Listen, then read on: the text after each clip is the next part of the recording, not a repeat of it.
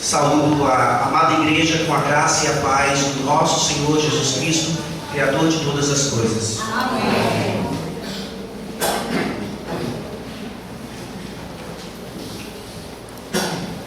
Nessa manhã, meus irmãos, nós começaremos uma nova série no Antigo Testamento, no livro de Gênesis, o livro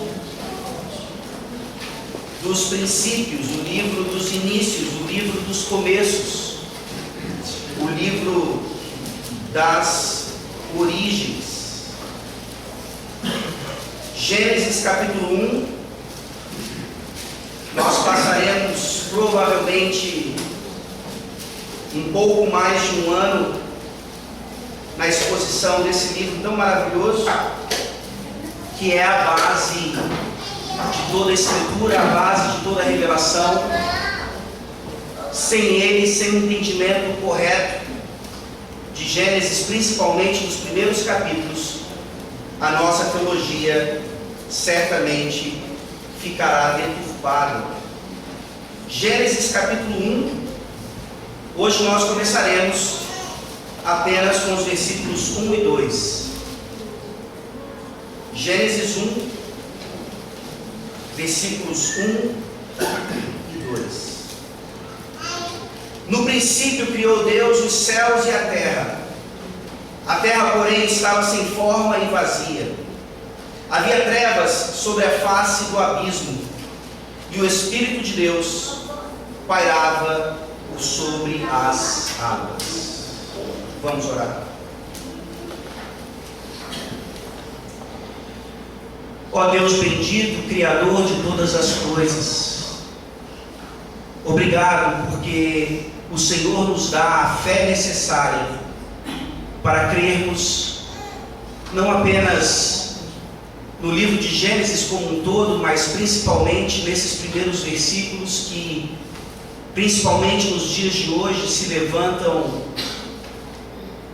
contundentemente contra as diversas teorias a respeito da origem do universo, talvez contra a principal teoria hoje, que é a questão da evolução das espécies.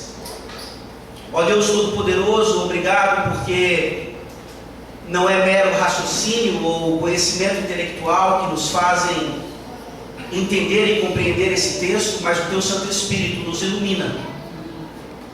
Tira as limitações das nossas mentes e corações para apreciarmos esse começo, essa origem, que não é uma teoria, não é um mito, não é uma fábula, mas é uma história real, verdadeira, que aconteceu de fato.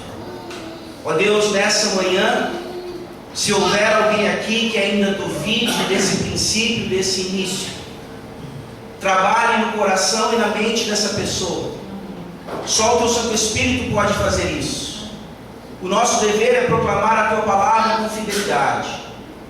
E quanto a nós outros, ó Deus, que já entendemos pela fé que o universo foi formado pela Tua palavra, ajuda-nos a mergulhar ainda mais nesses mistérios gloriosos. Ajuda-nos a viver como devemos viver, glorificando o Senhor na beleza da Tua santidade, na beleza da Tua criação, tendo esperança num mundo que parece ser guiado pelo acaso, sem propósito. Nessa manhã nos ajuda a entender, ó Deus, por meio desses dois versículos, quem o Senhor é, mais uma vez, e como é que o Senhor criou todo o cosmos. Em nome de Jesus, por quem todas as coisas foram criadas, é que nós oramos. Amém? Amém. Toda vez que eu viajo de carro, eu fico agoniado, porque inevitavelmente nós passamos por aqueles vilarejos no meio do nada, lá no interiorzão, e você, se é como eu, pergunta: quem é que mora aqui? Quem é que vive aqui? Como é que essas pessoas foram parar aqui? Aí você começa a tentar achar motivações ou propósitos, e algumas pessoas pessoas têm explicações políticas, isso foi para criar mais um município, para que vereadores ganhassem mais dinheiro e tudo mais. E tantas outras coisas, mas no final das contas nada responde exatamente como é que aquelas pessoas foram parar naquele interior e estão ali de fato. Você vê uma fumacinha saindo da casa delas, tem alguém cozinhando ali, tem alguém vivendo ali. Qual é a origem daquele vilarejo? E é óbvio que essa agonia ou essa pergunta pode nos levar a fazer todo outro tipo de pergunta a respeito da origem das coisas.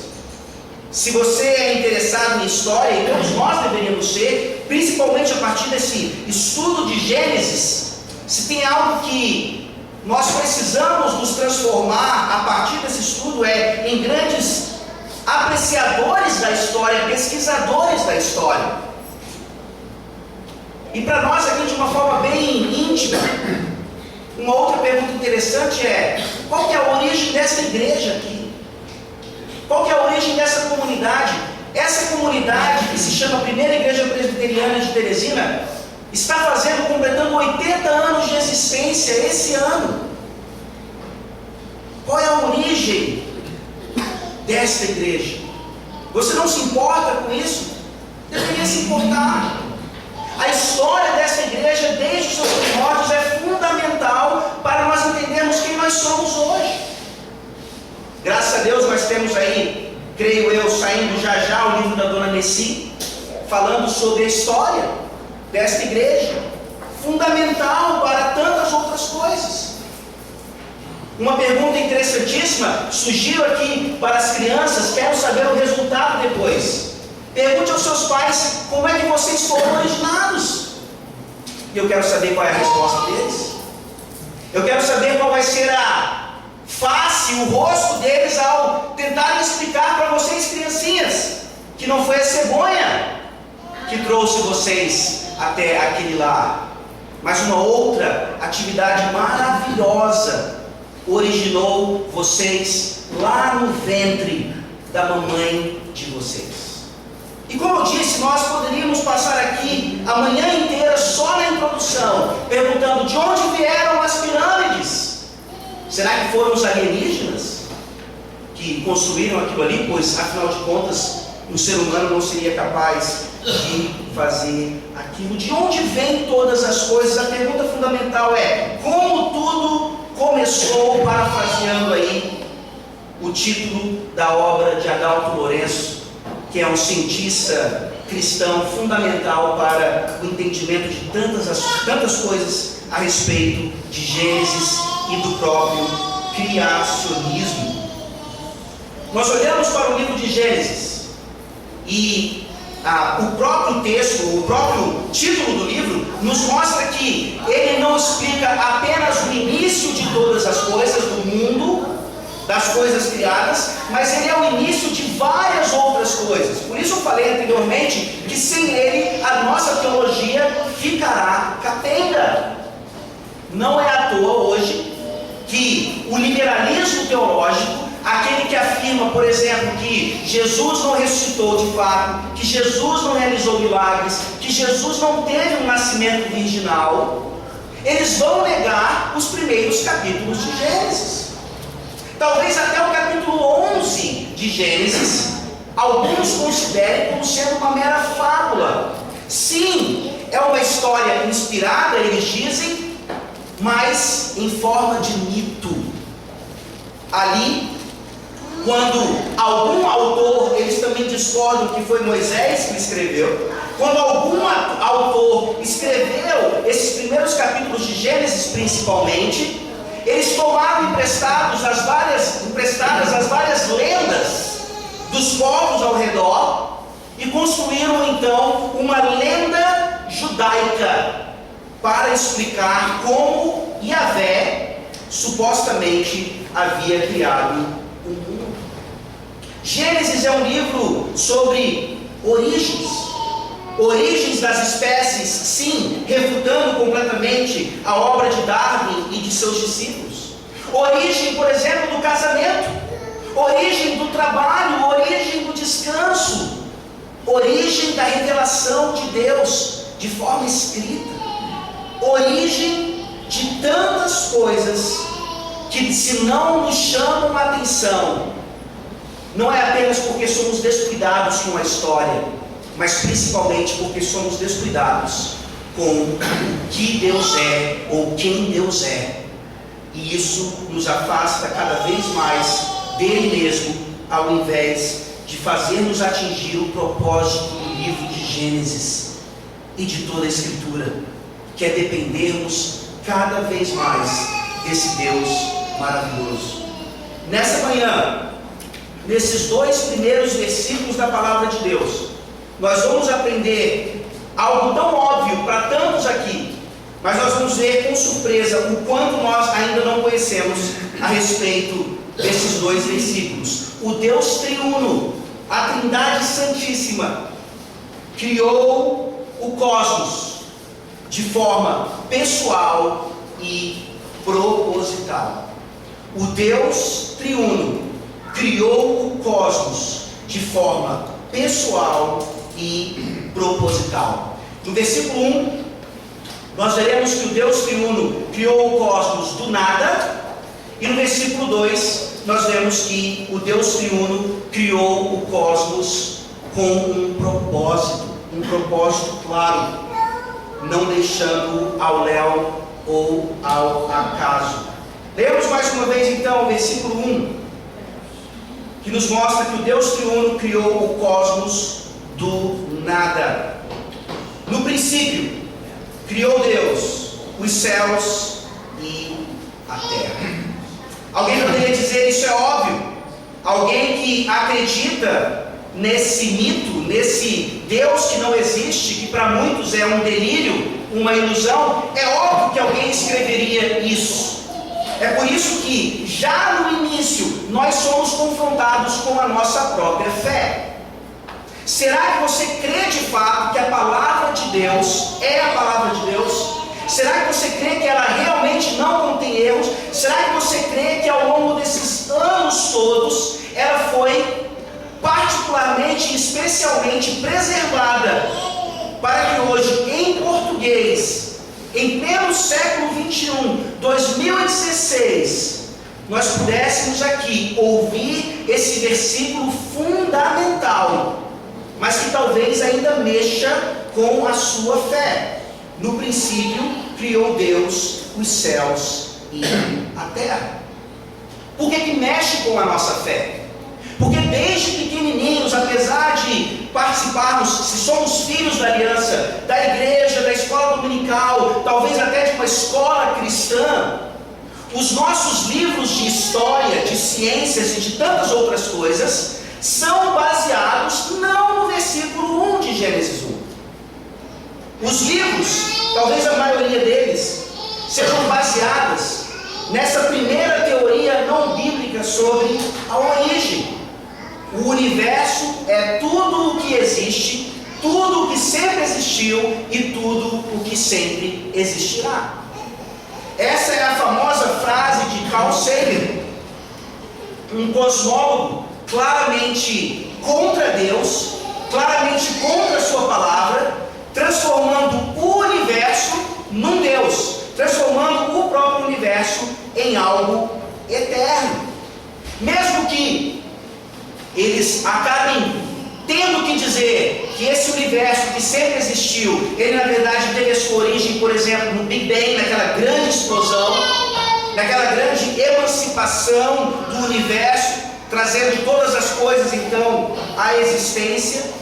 Nós percebemos que até no caso do Big Bang, ou até nessa afirmação, um homem como Sagan e outros de seus discípulos precisam fazer essa afirmação baseados em fé. Não há qualquer comprovação científica, não se chega nem próximo disso, para dizer que o Big Bang ou qualquer outra atividade foi a origem do universo, que para eles é tudo o que existe. Não é à toa que os nossos filhos são também confrontados com essas questões. Eles aprendem uma coisa na igreja e aprendem outra nas escolas. nós vemos o quanto é fundamental o entendimento de Gênesis 1, versículo 1, não apenas para a questão da teologia, mas até mesmo para o embasamento de toda a ciência, de toda a história. Essa é apenas uma das teorias não bíblicas sobre a origem. A outra é o próprio panteísmo. Nós vemos então na primeira teoria uma ideia ateísta completa. Deus está fora da jogada. Mas aí vem alguns espirituais demais ou hiperespirituais dizendo: não. Deus, o divino, está dentro de tudo isso. Entretanto, a ideia do panteísmo nos mostra que tanto aquilo que é supostamente criado está envolvido com o Criador. São a mesma coisa. Então você tem o divino numa árvore, você tem o divino nas coisas que são criadas, inclusive pelos homens. Nós sabemos que o panteísmo não tem nada a ver com as Escrituras, porque nesse primeiro versículo nós vemos uma ideia clara de uma distinção entre um Criador e a sua criação. Isso vai ficar ainda mais evidente com o passar deste sermão. O panteísmo tem se infiltrado cada vez mais no Ocidente, com um retorno ou uma busca agora por religiões orientais, religiões que são baseadas nessa ideia, achando que estão de fato explicando a origem do universo, envolvendo o divino, mas claramente de forma errada. Uma outra teoria é chamada a teoria da dicotomia entre matéria e espírito. Vejam, eles olham então para o panteísmo e dizem: não é bem assim. Existe uma separação do espiritual, do divino, existe uma separação da matéria, mas ambos são eternos, caminham paralelamente. E houve um momento então na história do universo em que esse divino poderoso, mais especial, mais bondoso que a matéria, ele toma da matéria e forma então todas as coisas. Então Deus, ou um suposto Deus, seria como uma criança brincando com Lego. O Lego já estava lá, a massinha de modelar já estava lá. Cabe agora a esse Deus bondoso, a esse Deus maravilhoso, pegar da massinha e fazer todas as coisas. Ou seja, Deus forma tudo de matéria pré-existente. Você, sem dúvida alguma, já foi influenciado por alguma dessas teorias em algum momento na sua vida, mesmo de forma inconsciente. Atitudes nossas, não apenas uma declaração, se cremos ou não que Deus criou todas as coisas de acordo com a Bíblia, mas atitudes nossas nos demonstram o quanto fomos e ainda somos influenciados por essas ideias erradas da origem do universo. Se o universo ou a matéria é eterna como Deus é eterno, ela também se tornou um Deus. E esse Deus foi obviamente diminuído. Nós precisamos então não apenas refutar essas ideias, mas nós precisamos esclarecer ainda mais a ideia bíblica da origem, para que as nossas vidas sejam completamente transformadas a ponto de atingirmos o propósito pelo qual Deus criou todas as coisas de fato. Qual é a história então bíblica da origem? Vejam que aqui, de propósito, eu mudei de teorias que não podem ser comprovadas para uma história que é real e de fato. Mais uma vez, alguém poderia nos acusar de parcialidade. Essa é a sua fé, essa é a sua crença. E aí nós dizemos: não, esse é o testemunho de quem estava lá. Nós temos aqui, por exemplo, o Dr. Newton. Ele pode dizer para você como essa torre foi construída. Ele pode dizer para você que um homem caiu ali de cima quando a construção dessa torre estava acontecendo. Ele estava lá. O nosso professor de teologia sistemática lá no seminário, ele não nos contava a história da formação da PCA, uma denominação nos Estados Unidos, a partir de livros. Ele estava lá.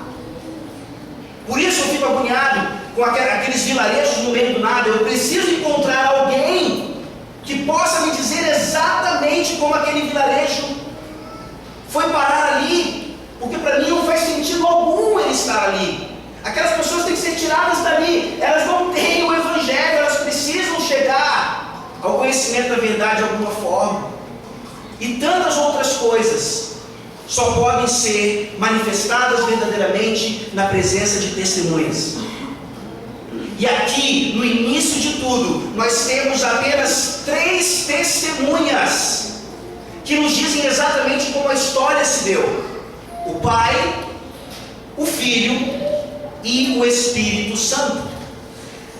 Nós vamos trabalhar isso um pouco mais tarde, mas dê uma olhada em Gênesis 2, versículo 4.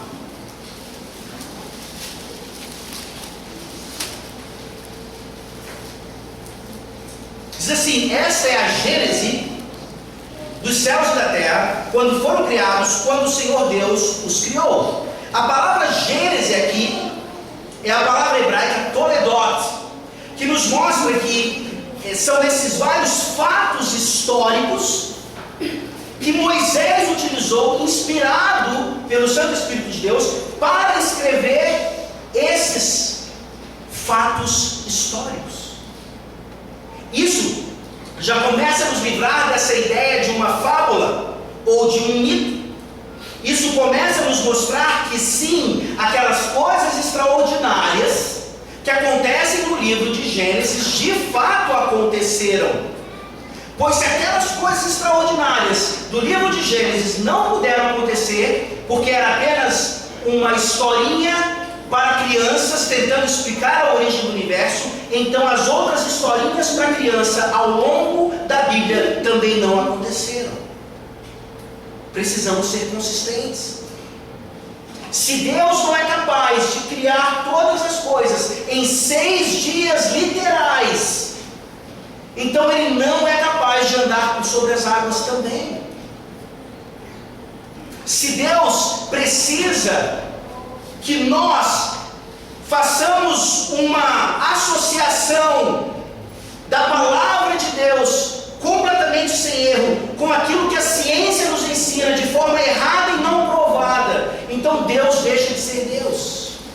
Deus já perdeu para a própria ciência.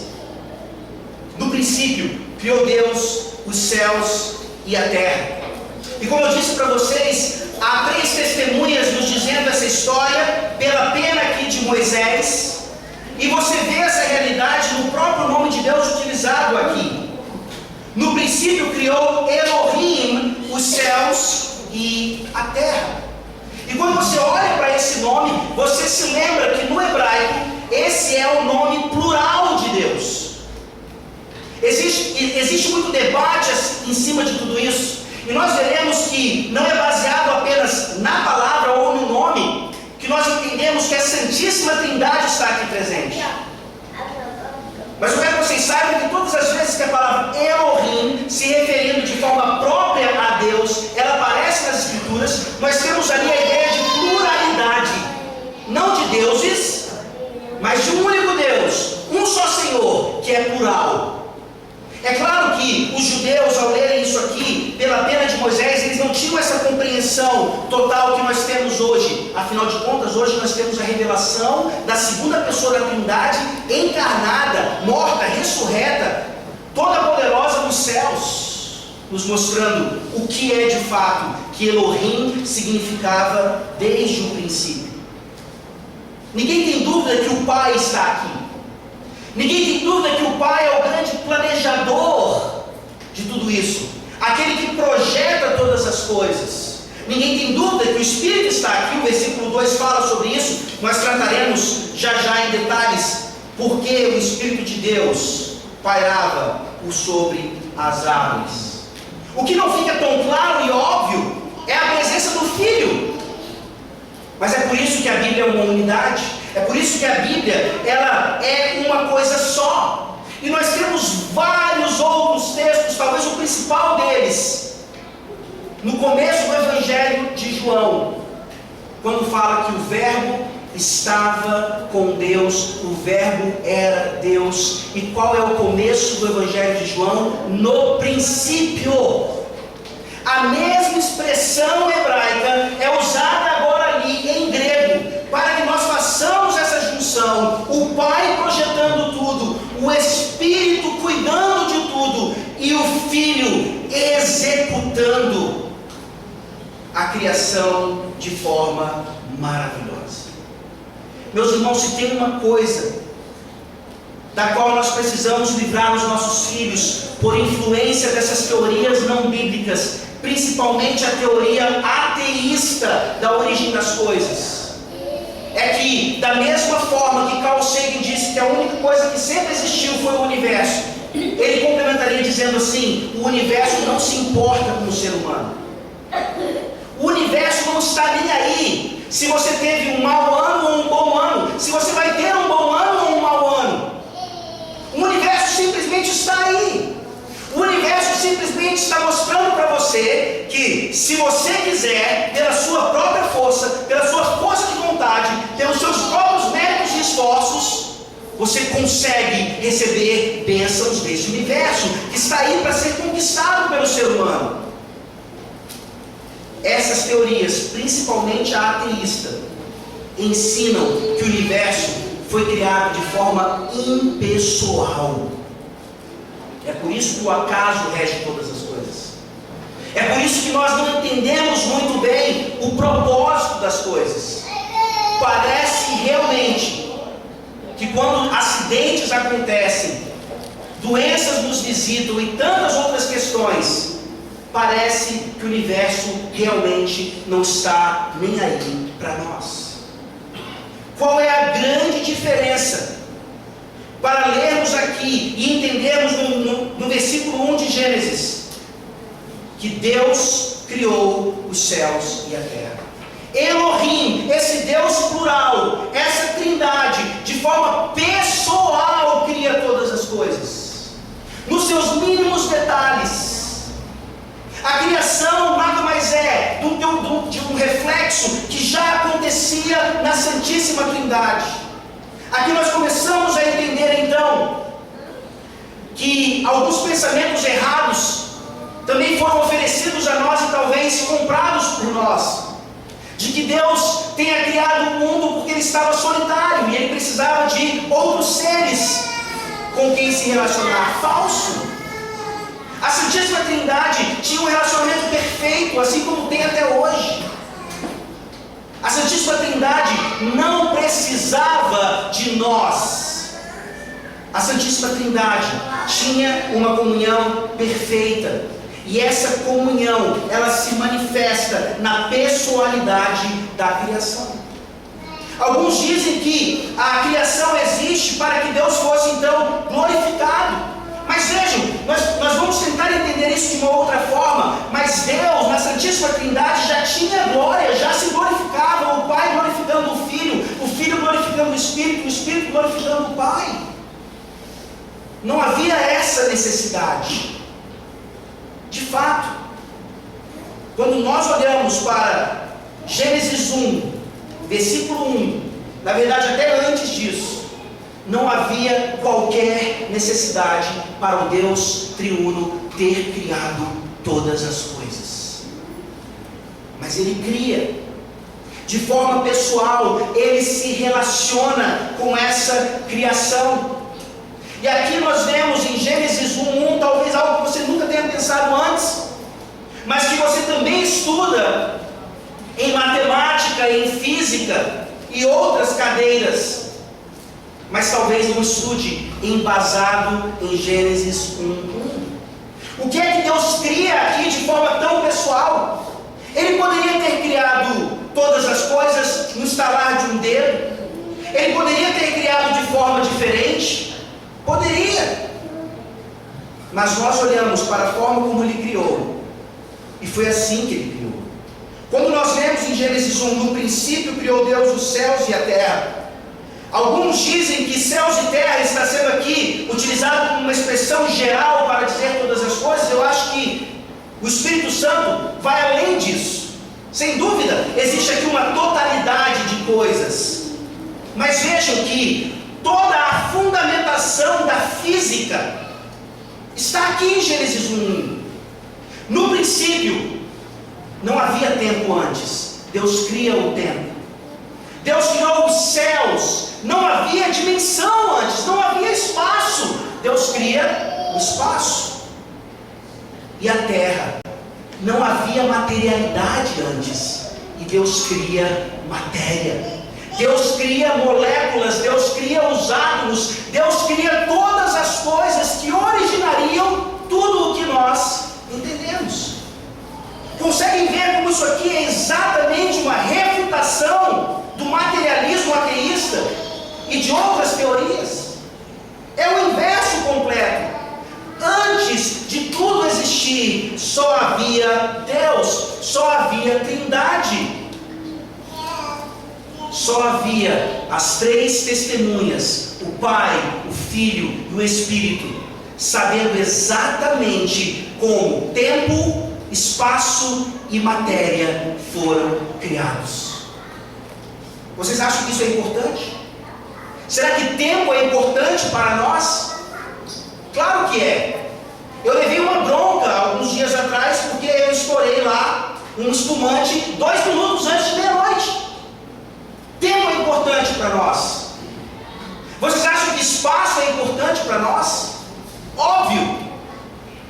Nós, dessa maneira, entendemos como nós somos num universo imenso como esse, que também é limitado, como nós veremos, que também é finito. Mas nós temos esse espaço, nós somos tridimensionais e tantas outras coisas. Vocês acham que matéria é importante? Claro que é. É só você pegar em você mesmo.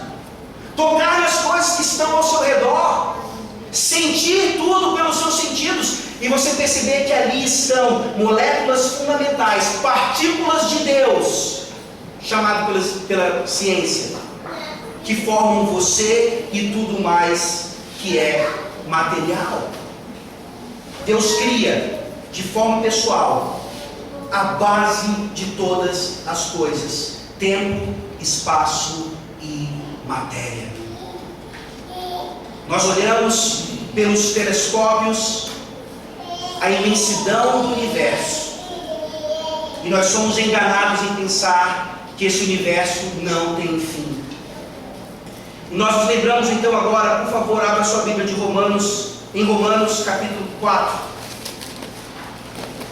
versículo 17.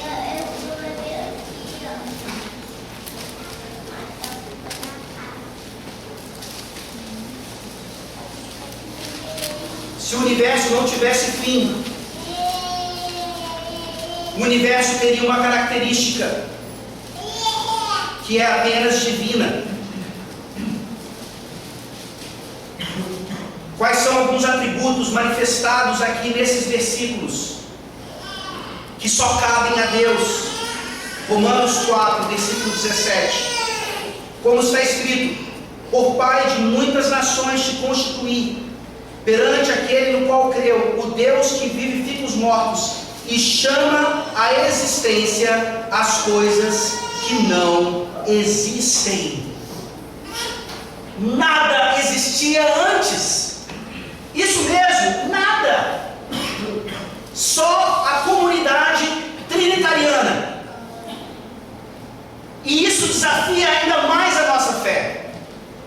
Nós somos tão acostumados a entender que todas as coisas dependem de tempo, espaço e matéria. E somos tentados a achar que essas coisas existem desde todo sempre. Porque é simplesmente assim que elas funcionam. Mas não é esse o caso.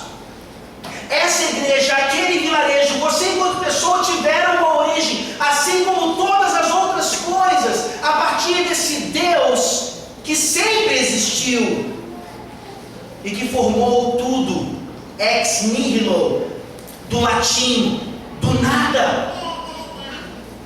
Você crê nisso? Você consegue entender como do nada alguma coisa pode existir? Será que isso não é de fato fábula ou historinha para crianças dormirem? Não, não é. É a palavra de Deus nos mostrando exatamente o poder imenso, esse Deus que cria o tempo, mas não está dentro do tempo. Ele é eterno. Só Deus é eterno. Ele cria o espaço, mas ele não está dentro do espaço. Ele é infinito. Só Deus é infinito. E talvez o maior de todos, e nós não pensamos nisso o suficiente. Deus criou a matéria, mas Ele é independente da matéria. Deus é invisível. Ele não depende dessas coisas como nós dependemos. A Santíssima Trindade, em toda a sua glória, com todo o seu amor, criam esse mundo para manifestar também esse amor trinitariano e registrar essa glória que só pertence àquele que é eterno, infinito e independente. Você já foi tentado a pensar que você talvez vai viver para sempre? Você já foi tentado a pensar que nada lhe segura? Nada lhe impõe nenhum tipo de obstáculo? Você já foi tentado a pensar que você não depende de coisa alguma? Vejam as tentações que aparecem em nossas vidas e nas quais nós caímos constantemente, porque não entendendo Gênesis 1 da maneira como deveríamos, meditando sobre esse texto maravilhoso, nós somos tentados e acabamos pecando, achando que de alguma forma nós somos como Deus. Distinção criador e criatura ficam aqui evidentes para nós.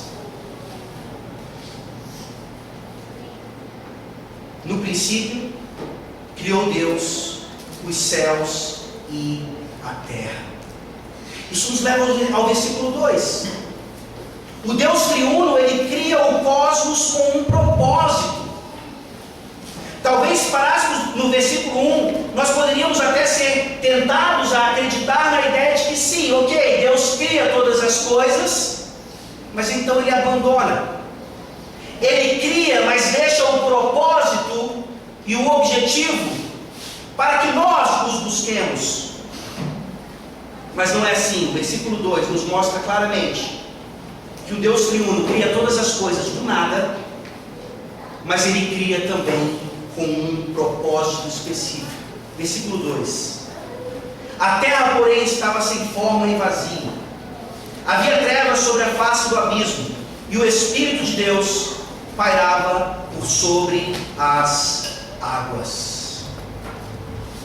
Aqui nós precisamos entender o que essas expressões em hebraico querem dizer. Mas da mesma maneira que nós vimos teorias erradas a respeito da origem do universo, nós precisamos entender aqui pelo menos uma teoria completamente errada, não bíblica, a respeito dessa transição entre o versículo 1 e 2. Não sei se você já ouviu isso antes. Já foi ensinado indiretamente sobre isso, não tenho dúvida, vou mostrar para vocês aqui. Mas dentro do evangelicalismo, dentro da igreja, para que num certo momento a religião pudesse ser equilibrada com a ciência, uma vez que no século XIX surge a ideia de que a Terra tinha milhões de anos para que a evolução pudesse acontecer. Então agora a Bíblia precisa se encaixar um pouquinho melhor com essa ciência. Afinal de contas é ciência. E nós nos submetemos a isso. Vários teólogos, alguns muito bons inclusive, desenvolveram e apreenderam a teoria do hiato. A teoria de que entre Gênesis 1:1 e Gênesis 1:2 haveria um espaço de tempo imenso, onde as eras geológicas ali se encaixariam, a pré-história acontecesse, para que então, a partir do primeiro dia de formação de Adão e Eva e de tantos outros, de todas as outras coisas, a história passasse a existir como nós a conhecemos. Deixa eu ler para vocês aqui do livro do Adalto Lourenço, Gênesis 1 e 2, um resumo dessa teoria. E percebam que, de forma indireta pelo menos, a igreja evangélica, de uma forma geral, inclusive a presbiteriana, já foi influenciada por esse erro. As propostas básicas dessa teoria podem ser resumidas da seguinte forma: num passado distante, Deus criou uma terra e céus perfeitos. Satanás governava essa terra, povoada pela raça de humanos sem alma. Ele morava no jardim do Éden, mas se rebelou contra Deus, desejando tornar-se como ele. Com a queda de Satanás, o pecado teria entrado no mundo, trazendo o julgamento de Deus sobre a terra em forma de um dilúvio, e seguido por uma era glacial. Todos os fósseis humanos, de plantas e de animais encontrados hoje nas rochas, são desse dilúvio de Satanás, e não possuem nenhuma relação genética com as plantas, animais e fósseis vivos sobre a terra atual.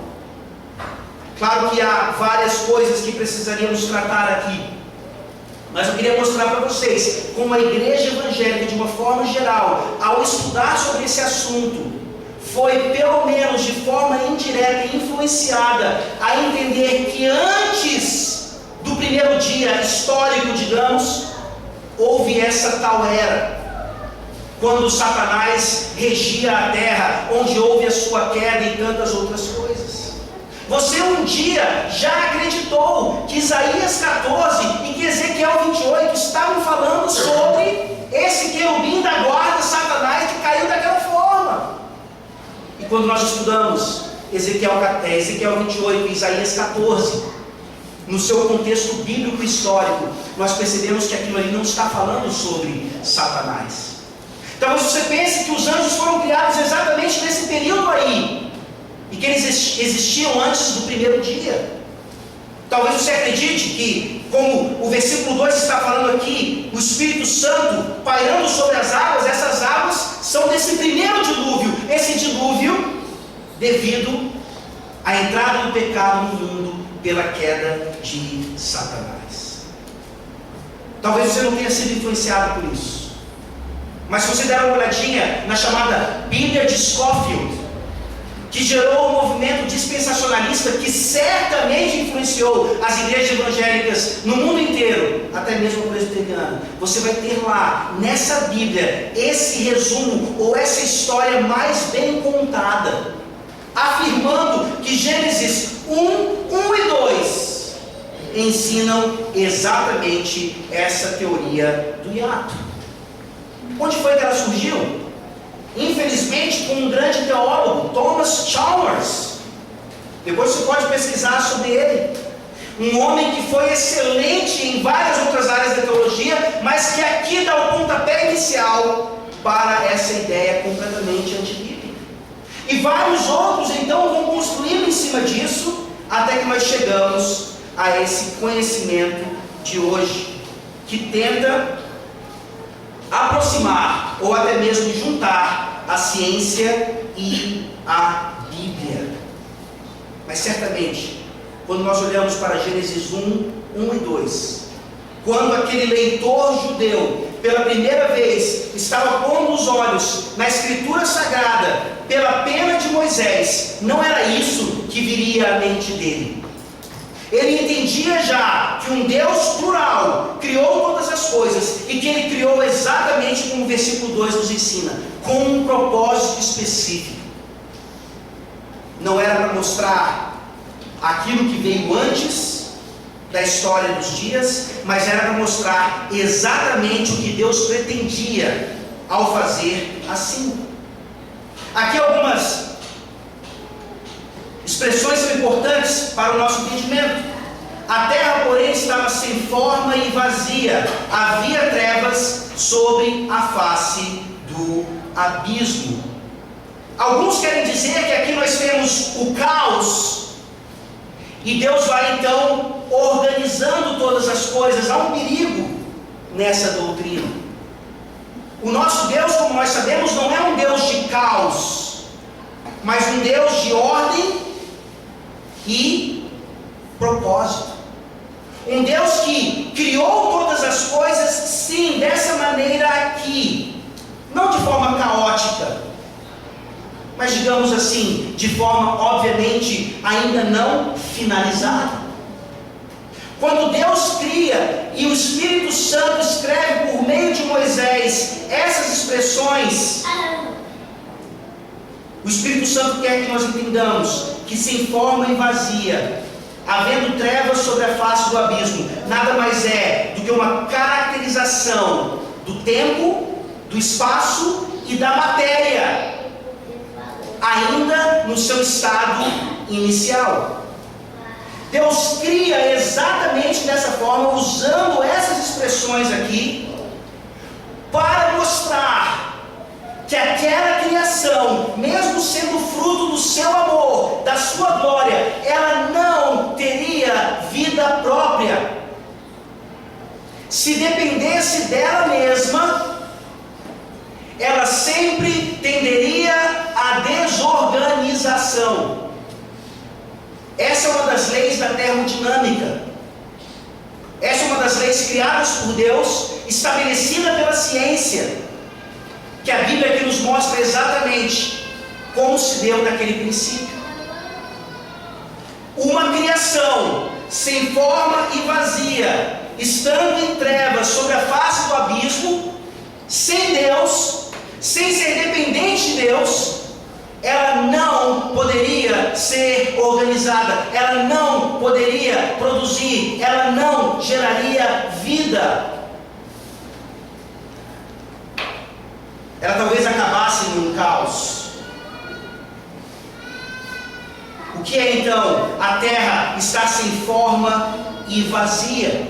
A ideia da matéria aqui, Deus cria a matéria, Deus cria tudo o que seria necessário agora para a formação de outras coisas, o que nós entendemos como uma criação secundária pelo próprio Deus, ainda pela palavra do seu poder.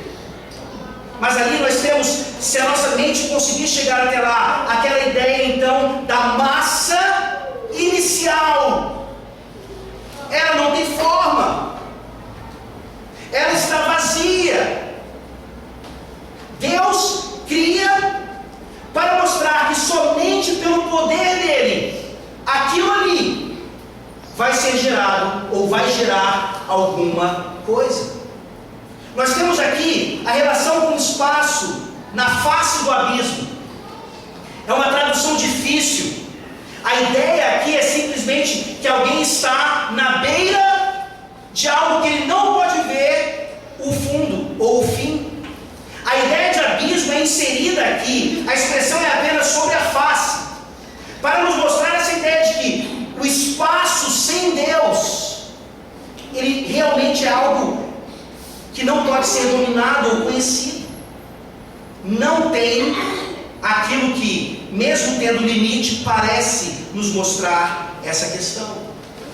E finalmente, a ideia de trevas aqui, obviamente porque não havia luz ainda, mas a ideia de trevas mostrando que tempo em trevas é impossível de ser contado, é impossível de ser trabalhado. É só você se colocar no escuro em um espaço determinado. Você pode até conhecer os limites daquele quarto, mas com o passar dos dias, dos anos, você não vai ter a menor ideia de quanto tempo você está ali, ou por quanto tempo você está ali. Vejam que coisa brilhante. O Espírito Santo nos mostra no versículo 1 a criação do tempo, do espaço e da matéria. E no versículo 2 ele nos mostra que no início dessa criação, um tempo, um espaço e uma matéria sem Deus permaneceriam exatamente como no início. Sem forma, vazia, em trevas, como se nós estivéssemos à beira de um precipício, sem fundo e sem fim. Mas nessa situação toda, nessa situação inicial, nessa situação ainda não concluída, nós percebemos aqui a terceira pessoa da Trindade, o Espírito de Deus pairando por sobre as águas. Interessante como a Bíblia, ela não se preocupa em nos mostrar como a água foi criada. Você sabe que a água é a junção de hidrogênio e oxigênio. Você sabe disso pela química. Você sabe pela ciência, inclusive, que os nossos estudos conseguem provar cada vez mais a origem da água desde o princípio. E aqui Deus simplesmente diz que naquele momento da criação inicial, da criação fundamental, a água foi criada por Ele. As moléculas de hidrogênio e as moléculas de oxigênio, na sua perfeição, foram colocadas ali por aquele Deus pessoal, para que nós entendêssemos que até mesmo aquilo do qual nós dependemos tanto, que é a água, foi criada por um Deus de quem nós precisamos depender muito mais. Você vai perceber, nós vamos estudar aqui a progressão dos dias, e você vai ver que os dias não dizem que as águas foram criadas. Deus faz separação das águas apenas. O único momento em que nós vemos aqui a criação da água por inferência é o entendimento de que havia água naquele processo inicial todo. E aí, já havia lei da gravidade? Como é que isso se sustentava? Não sabemos exatamente. A ideia aqui não é mostrar isso categoricamente. A Bíblia não é um livro de ciências. A Bíblia é um livro demonstrando que naquele princípio, para que nós entendêssemos, não só lá, mas durante todo o processo da criação e da continuação da criação, a nossa dependência a esse Deus triuno deveria ser completa. O Espírito de Deus está aqui pairando por sobre as águas. Em outras palavras, Ele está aqui pairando por tudo isso, sobre tudo isso, não permitindo que aquilo ali criasse vida própria como se fosse possível e se afastasse do amor e da glória de Deus, gerando assim algo completamente indesejado. Abra sua Bíblia, por favor, em Êxodo.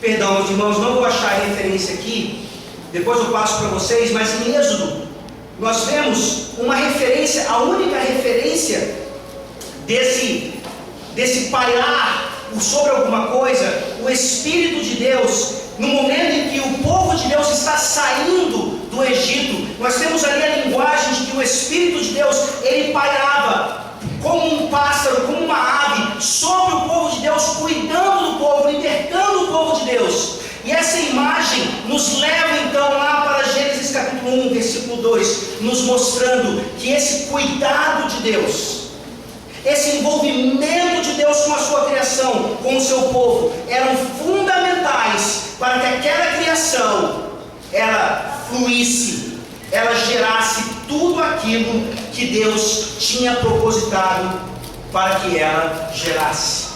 É por isso que nós entendemos que aqui Ele está gerando ou criando o cosmos com um propósito.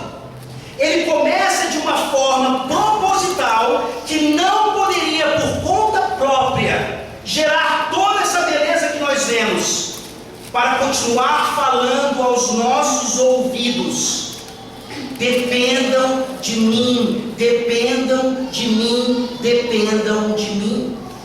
Quando nós olhamos para todas essas outras teorias não bíblicas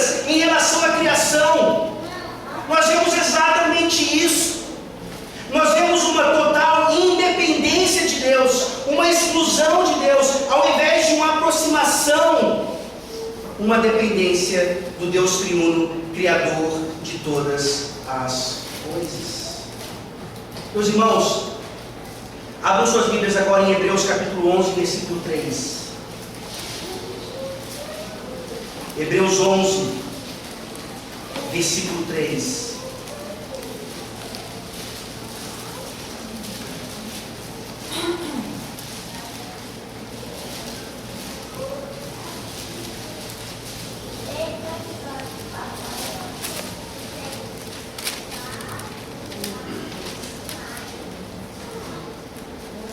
E aqui nós vemos porque Deus, criando tudo do nada, Ele cria as coisas primárias, para a partir dali então formar aquilo secundariamente e terciariamente. Hebreus 11, versículo 3: pela fé entendemos que foi o universo formado pela palavra de Deus, de maneira que o visível veio a existir das coisas que não aparecem. Houve um filósofo famoso chamado Demócrito, que defendeu ou desenvolveu a teoria do atomismo, ou seja, a ideia de que o que é eterno é o átomo, o que é eterno é a matéria, e a partir disso então tudo mais surge. E essa explicação nós vemos aqui em Hebreus 11, versículo 3, não o que Demócrito afirmava, mas a ideia de que esse Deus que criou tudo do nada, Ele de fato cria aquela matéria inicial, e a partir dela então Ele cria várias outras coisas. Pela fé, o universo foi formado de maneira que o visível veio a existir das coisas que não se podem ver. As partículas de Deus, as pequenas moléculas, tudo aquilo que de fato formam todas as coisas, não é explicado meramente pela ciência, mas tem a sua totalidade na fé. Será que nós cremos nisso? Será que quando passarmos a estudar os vários dias da criação, nós entendemos que ali Deus está criando ainda do nada algumas coisas, mas a partir daquela matéria inicial Ele está formando outras, inclusive nós mesmos? E aí nós nos perguntaríamos por quê? Por que Deus, no final das contas, cria todas as coisas? A resposta também é bíblica. Colossenses, capítulo 1.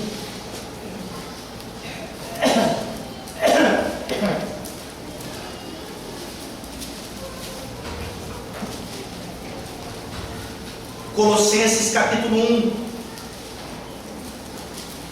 versículos 16 e 17. Deus não criou porque Ele estava solitário. Deus não criou porque a sua glória não se manifestava.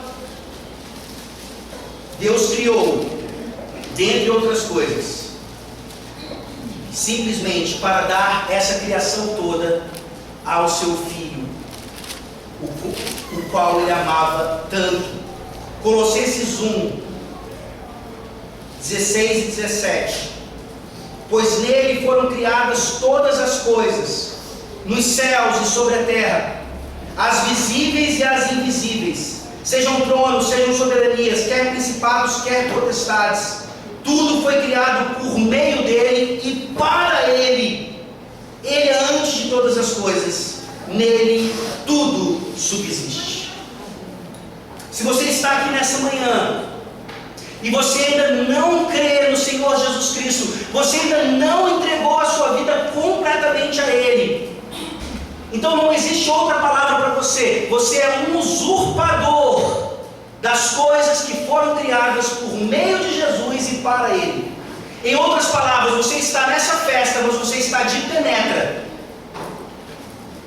Você não merece todas essas coisas maravilhosas, mesmo num mundo caído, criadas por Deus, sim, como fruto do seu amor, sim, para manifestar a sua glória, sem dúvida alguma, mas primordialmente por causa do seu Filho. Ele é o centro de tudo. Aqui nós não estamos trabalhando ainda em relação à salvação. O pecado não adentrara o mundo ainda. Mas desde o princípio, desde toda a eternidade, Ele já era o centro de todas as coisas. Que nessa manhã nós saiamos daqui certos de que o Deus triuno criou o cosmos pessoalmente e com um propósito claro. Que um dia, de fato, esse Deus que é eterno, fora do tempo, esse Deus que é infinito, fora do espaço, que esse Deus que é independente, não precisa de matéria, ele entra no tempo, ele nasce, ele entra no espaço, ele pisa essa terra, e ele toma para si matéria, um corpo, para que eu e você, nessa manhã, pudéssemos compreender um pouco mais, conhecer um pouco mais, amar um pouco mais, e se ainda for necessário, nos submetermos a Ele de forma completa. Alguém perguntou a Agostinho o que o Deus triuno fazia antes da criação. E Agostinho, um pouco irritado, sabendo da pergunta capciosa, a motivação errada daquele que perguntava, disse assim: o Deus triuno, antes da criação, ele estava criando um inferno para curiosos como você. Gênesis, sem dúvida alguma, é um livro que levanta várias perguntas especulativas, como essa, por exemplo. A resposta não precisa ser tão rude ou irritada como foi a de Agostinho, mas sem dúvida alguma, nós precisamos nos submeter ao que a palavra de Deus nos ensina, sabendo que a ciência e qualquer outra coisa, ela é subserviente à teologia, ela é subserviente à revelação e jamais o contrário. E assim nós estaremos caminhando por terreno firme, sabendo a quem devemos adorar e como devemos glorificá-lo. Que Deus assim nos ajude. Vamos orar. Ó Deus, Criador dos céus e da terra, obrigado, porque o teu Santo Espírito, da mesma forma que pairava por sobre as águas, da mesma forma que libertou o povo do Egito, ele continua nos ajudando e cuidando de nós hoje, para que teorias erradas sobre a origem não se infiltrem mais no nosso meio, e que pelo contrário, daqui surjam historiadores, físicos, cientistas, que são absolutamente guiados pela tua palavra, que sabem que o Senhor Yahvé, o Deus triuno, é de fato a origem de todas as coisas, e que somente no Filho, na segunda pessoa da Trindade, nós temos o sentido e o propósito de tudo. É no nome dele, ó Deus, que nós oramos agradecidos. Amém. Amém.